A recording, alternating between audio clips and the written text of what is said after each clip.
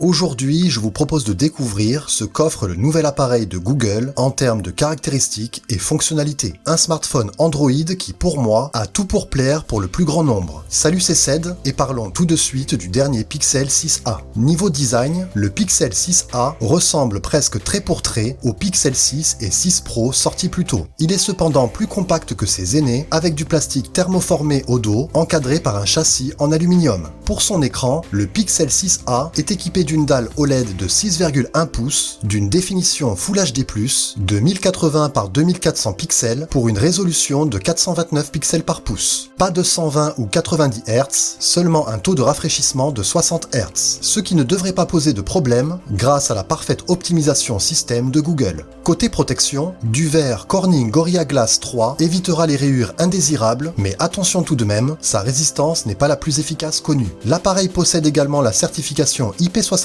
contre l'eau et la poussière. On retrouve également le processeur Made by Google, le Tensor, assisté par le Titan M2, le coprocesseur de sécurité. Une force pour ce Pixel, comme tous les appareils de la marque d'ailleurs, c'est le suivi des mises à jour pendant au moins 5 ans. En plus du coprocesseur Titan M2 pour la sécurité, un lecteur d'empreintes digitales présent sous l'écran permettra le verrouillage et le déverrouillage de l'appareil que vous pouvez associer avec un schéma, un code PIN ou un mot de passe. Le Pixel 6a est relativement compact par rapport aux autres produits de la marque comme je vous le disais, pour un poids assez contenu, promettant une bonne prise en main. Pour son autonomie, l'appareil est équipé d'une batterie de 4410 mAh. Google annonce jusqu'à 24 heures d'endurance, pouvant être prolongée grâce à l'économiseur de batterie intégré. A noter que ce Pixel autorise une charge maximale de 18 watts. Côté audio, des haut-parleurs stéréo intègrent ce Pixel 6a accompagné de 2 micros ainsi que l'option suppression du bruit. Côté caméra, 2 capteurs sont présents en plus de celui en façade.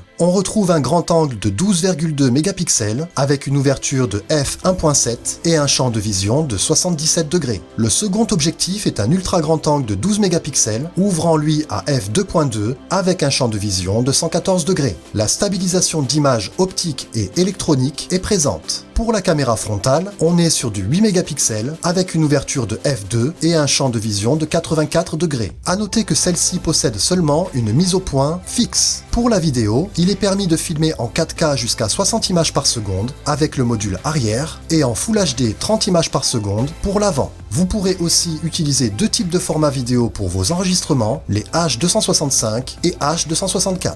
La stabilisation est bien sûr disponible, comme différents modes optionnels également. En effet, l'appareil offre aussi des fonctionnalités bien spécifiques et plutôt intéressantes avec l'appareil photo, comme la gomme magique qui permet de supprimer des éléments indésirables d'une photo, Top Shot pour choisir votre prise de vue préférée à partir d'une photo animée ou d'une vidéo, ou encore le zoom haute résolution qui améliore le résultat donné par le zoom numérique grâce à l'optimisation des algorithmes. Le Pixel 6a est dès maintenant disponible en 3 coloris, sauge, galet et charbon, pour un prix de 459 € avec 6 Go de mémoire vive et 128 Go de stockage non extensible bien sûr. Alors, intéressé ou pas? C'est un smartphone que j'aimerais beaucoup tester, cela pourrait se faire, comme ça vous en saurez encore plus, surtout en tant qu'expérience utilisateur. Et justement, vous étiez beaucoup à voter pour que cela se fasse, j'en prends compte et essaierai de l'avoir dans mes mains pour vous en parler plus en détail. Aujourd'hui, on a fait le tour des caractéristiques de ce Pixel 6a, reste maintenant à voir et à savoir ce qu'il vaut sur le terrain. Affaire à suivre. Sur ce, je vous dis à la prochaine, bye!